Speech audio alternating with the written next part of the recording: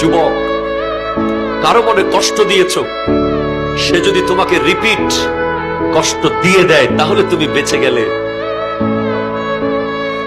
কথা বলেন না। কাউকে জুলুম করেছ, থাপ্পড় মেরেছ অন্যায় ভাবে, সে তোমাকে রিপিট থাপ্পড় দিয়েছে, অনেকটা বেঁচে গেছো তুমি।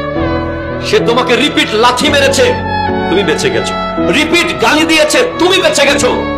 কিন্তু সে যদি চুপচাপ চলে যায়,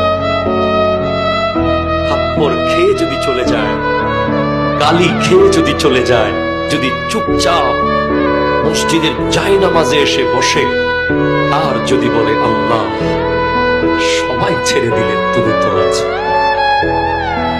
খোদা কি কসম, এমন আযাব আসতে পারে, সে যদি তার রিভেঞ্জ নিত, প্রতিশোধ নিত, সে হয়তো আপনাকে মায়ের বদলে মারত, কাটার বদলে কাটত, কিন্তু যদি সেটা আল্লাহর আদালতে চলে যায়, তার বান্দার কষ্ট আল্লাহ সহ্য করে না।